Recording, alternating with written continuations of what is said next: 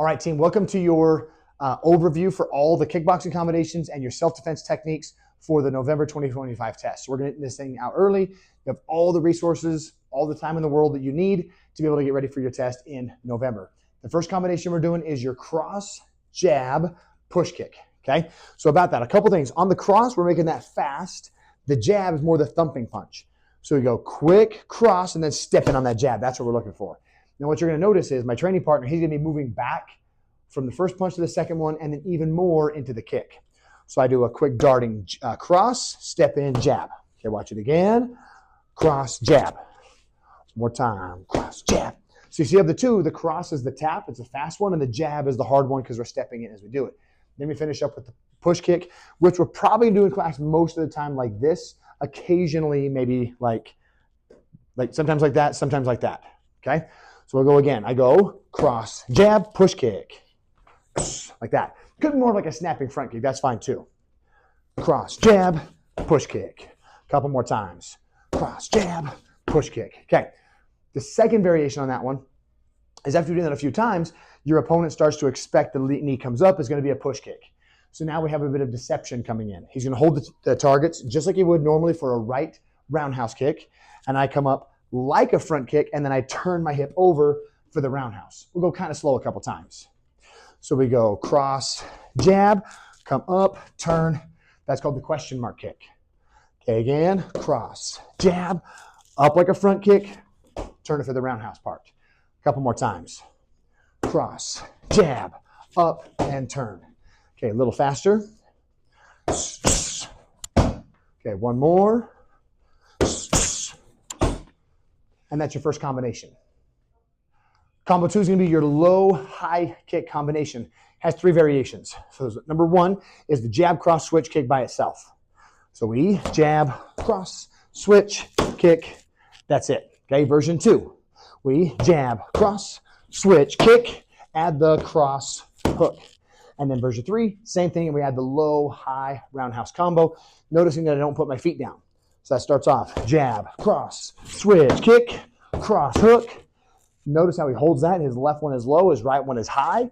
He leans a little bit away so he doesn't get hit, and I do the low-high kick combination. Let's run through those a little bit faster and then a little faster still. Version 1, jab, cross, switch, kick. Version 2, jab, cross, switch, kick, cross, hook. Version 3 adds the low-high. Jab, cross, switch, kick, cross, hook, low, high. Okay, a little faster all 3. Ready? 1. Version 2. Version 3. And that's your second combination. Pro combination number 3 is going to be the armbar from the guard. We're going to talk about 2, maybe 3 possibilities of ways you can make this work for you. There's various ways we're going to be doing it during class, and it's okay if you just pick the one that you prefer the most. So I'm going to start on my back with my training partner in my guard. Okay, so version number 1, I'm going to go, my left hand is going to grab his wrist. My right hand is going to come over the top and grab just above his elbow. And from here, I had to pull this across the center line. My left foot steps on the hip, and the intention of that is to push with my leg, not to knock him over, but rather to let my body pivot underneath his body. So you'll notice my head goes very far to my right side. So I push with my left. I also block his arm with my thigh, and I rotate my body as my right foot comes up and toward the back of his head. Notice that I'm still over his shoulder and toward his head, and our spines are now perpendicular. Then my left leg is going to come around his head, staying tight and close, and I clamp down on the back of his head. My knees stay close, my ankles don't cross, and then from here, all I do is heels squeeze down, grab the hand and the wrist, and I start elevating my hips. My hips are coming upward this way into the back of his elbow. Okay, that's one way we might do it. Let me give you another possibility. Same side grip on the wrist, cross grip on the elbow, or just above the elbow, pull that across the center line. Step on the hip. Now, once we get to here, if I feel like I have enough control with my right hand, my left hand can actually reach around this side to grab the back of his neck, because now I have more control over his posture. So when I can control his posture, That does a similar thing to make it difficult for him to pull his arm out, right? If his posture is way up, he can just pull his arm free. Then it becomes a question of who has more strength and who has more explosiveness. It's probably going to be him in this case. But if I can block his shoulder and I control his head, now it's really hard for him to pull his arm free because he's running into my leg. And then just like before, I push through my left leg. My right leg comes up and over, biting down on the back of his shoulder. Same as before, shave his head tight, squeeze the knees, and elevate the hips. The third possibility we might do is once I start my rotation, I'm going to use my right hand in this case to underhook his leg. Now, sometimes people get confused. Let's turn this way. So they hear the word hook and they don't think too much about it. This, if I go this way, give me a little bit of space in your leg. If I go this way, this is an overhook, and that is not what we're looking for. We need an underhook. So I'm coming between his knees. My hand is going this direction, and I end up curling his leg toward my head and my head toward his leg. So that's the direction we're going if we're going to go with that underhook. So let's do that from the beginning. Let's turn back this way. Same exact setup. Wrist just above the elbow, across the center line, step on the hip. Now, if I can maintain enough control with my left hand, that's when I'm going to use my right hand to underhook. If I'm going to do this, I lose way more control of his upper body, so I really have to be mindful that this leg clamps down tight on his upper back. So I get that same position. My right leg starts to move, and my right hand underhooks his leg, and see how that turns my body perpendicular to his.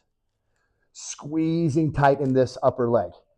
Now we shave the head, and we can finish with one arm, or we can get that underhook back and use both arms for the armbar finish. And that's pro combination number 3. Pro combination number 4 is going to happen from 2 different possibilities. The combination itself is a front hand uppercut, right cross, and left hook. The first scenario, we're going to practice a little bit of response or like counter striking. So he's going to throw a right leg kick, and I check it. He follows it up with a right cross that I slip. And then I'm going to come back from that. My slip loads me up nicely for this uppercut, cross, hook. Let's do that one a couple more times. So he does his leg kick, I check, slip, uppercut, cross, hook. Now notice that he's throwing both of those attacks with his right side of his body. There's that right kick, right slip, uppercut, cross, hook. Okay, a little faster. Go ahead. One more time. Okay, that's version 1. Version 2 is going to be entirely different. The combination itself remains the same, but why we do it is different. So we're going to start in a collar tie situation. We're purposely in tight and close. And this is going to be on the break. So I'm going to push just to create a little bit of space. And then from here, we're doing the combination close. I'm not way out here. This is way tight and close. Uppercut, cross, hook is the goal. Is create enough space that I can start throwing strikes, but not so much space that it's easy for him to hit me back. I want to be in close and tight for this one. So once again, we're in that collar tie position. I create a little bit of space, and then with that left hand, uppercut, cross, hook. Watch that one more time. Collar tie, and we break, uppercut, cross, hook. And that's pro combination number 4. Pro combination 5 is sort of the opposite of the last one we just did. So in this case, I'm throwing the leg kick, and I'm throwing the follow-ups. What you're going to notice here is this starts approaching like a Superman punch. I'm going to throw a roundhouse kick to the leg, and as my foot is coming back, right about the time my foot makes contact with the floor, that's when I'm landing my right cross. So he checks my kick, and I'm trying to kick him in the leg. Boom, and I come right back. But I want to make sure my foot is on the floor. I don't want this to be here, my foot's still up. That's going to be wobbly and weird. So just let my foot return to the floor. That's where the punch comes from. So it's very quick. So he expects the kick, doesn't expect the follow-up because it happens so fast. That's version 1. Version 2 is the exact same thing, but if I throw that kick and he gets in really close, now this punch doesn't work. It's too close. So I'm going to replace that with an inward elbow instead of a right cross. And then version 3 is I throw the kick, he checks it, he changes levels like he's shooting for a takedown. So my response is now I'm coming with that same arm, not a cross, not an inward elbow, but an upward elbow like this. We'll be hitting him straight in the front of the face like this. But of course, we're going to hit on that mitt, keeping it nice and safe. So let's demonstrate all 3. Little bit this way. Okay, here we go. Okay, version 1, I throw the kick, he checks it, I land, cross, same time. Version 2, check, inward elbow. Throw that kick, check, he changes level, so I upward elbow. Okay, a little faster, all 3. Ready? version 1, version 2, version 3, and that is pro combination number 5. Our first self-defense scenario is the rear sleeper choke. Now, you will hear us call it sometimes a rear naked choke. We're going to try to call it a rear sleeper choke, just it sounds a little bit better. For the sake of the demonstration today, Coach Radin's not going to do a really good grip for 2 reasons. 1, because I'm wearing a microphone. And number 2, it's really tricky with these mitts on his hands. So you may see on the choke, he ends up going more like just palm to palm. Whereas normally we're going to talk about the full in sunken choke. It's just really hard to do that for this demonstration for this way today. You may also see us occasionally sometimes rotating. That's not because the way the technique has to go is just like that. That's so we're trying to get the viewer a better view, okay? So the choke sets in, nice and deep. His elbow is in line with my chin. So my hands are going to come up. I get my chin tucked in this space, and then I quickly turn toward the shoulder of the arm that it's attacking. So I turn quickly and abruptly. Now let's turn over this way. We have 3 possibilities for these groin strikes. In reality, you wouldn't do all 3 of them. You would just pick the 1 or 2 that make the most sense in that moment. So we have a palm strike, a ridge hand strike, and a back of the hand strike.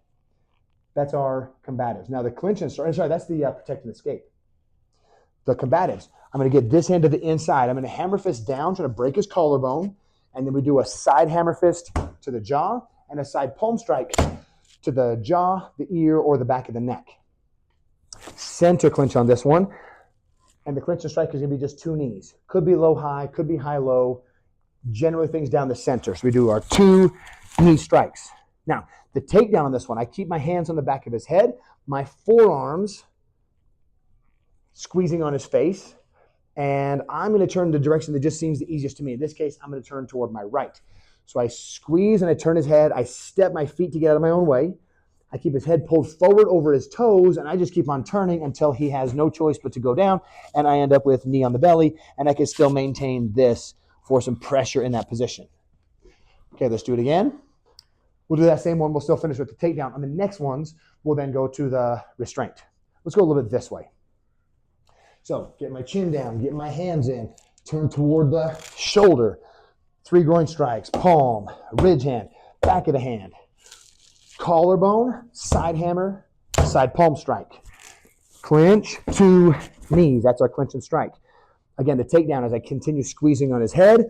I turn his head and I pull his head forward over his toes, guiding him down so I can get my knee on his belly. That's for the takedown. Now we'll do it again with the restraint, which is going to be a standing guillotine choke. Now when I do that, a little tricky with these big bulky gloves, but I'm going to grab my fingers right at the bend of my own wrist, and I'm trying to squeeze the bony part, not the squishy part up here, but the bony part of my wrist is right up into the front of his throat. Okay, nice and easy. Nice and slow, give my partner time to tap. Tuck the chin, grab the arm, turn toward the shoulder. 1, 2, 3. Downward hammer, side palm, center clinch. 1, 2. Now from here, I'm going to snap his head down to get it underneath my armpit and quickly get my arm around his neck. Not too deep because I don't want my elbow under his chin. I want the bony part of my wrist right on the front of his throat. Clasp my hands together. Drop my elbow and my shoulder, and I start to elevate straight up into the front of his throat. And that is your restraint. And our second self-defense scenario is a side headlock, right? It's not a choke. It's just like a schoolyard headlock. As soon as that happens, I want my hips to be forward and I keep my head as high as I can. Because there's a good chance that he's going to try to take me down to the ground. If my posture is straight, that's harder. And the second thing I have to worry about is getting punched in the face. If this hand is going to try to deflect punches to the best of my ability, and as quickly as possible, I come over the top. This would go like fingers in his eyes. Could possibly get a finger under his nose, but the problem with that is I might get bit. So I'd rather try to go for the eyes if I can. Now, for the sake of our demonstration today, I'm going to grab on his forehead, and that would be then the eye rake. Okay, then my combatives are going to be a throat strike and a palm strike. So toward him, that would be this way. I'm going toward the throat, and then a palm strike toward the front of his face. For the practice, we're going to sometimes go like this, so we can hit the arm and then the face, so we can actually hit something with some power. The clinch and strike is I get under his arm, get behind. Let's turn this way just a bit. My head stays close, and I'm protecting against those elbows. We're going to throw 1 knee to the back of the thigh, and then 1 calf kick, try to ruin his base. The takedown and the restraint are kind of related. We're going to do takedown first.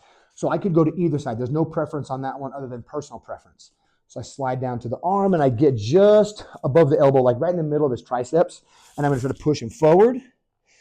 Now here, people often have a tendency to want to roll onto their back. So I have to continue pulling him or moving him toward the top of his head and pulling outward on this arm to make sure that he goes down flat to his belly. So as I continue circling and pushing, I want to keep pressure down so that he is going to go on his belly, not roll onto his back.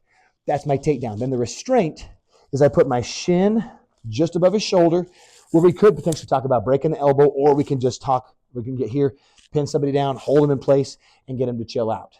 Okay? Let's run through that whole scenario one more time. This one's a bit atypical because we do the takedown and the restraint. We don't always do both. In this case, we will. So he gets me in that side headlock. Hips in, posture up, defend against punches. Over the shoulder, eye rake. Okay, combatives. Throat strike, palm strike, clinch and strike. I get behind by either ducking or possibly using this hand to move, to facilitate that movement, to get behind him. And then we're going one knee to the back of the thigh, and then one kick to the back of the calf. Okay, from here, we're going to go into that takedown. So I slide down to one wrist.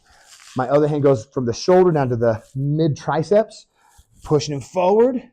Then we continue pulling out on the hand and forward on the, or actually downward to the ground and toward the top of his head. It's 3 directions of pressure so we can get him down to the ground.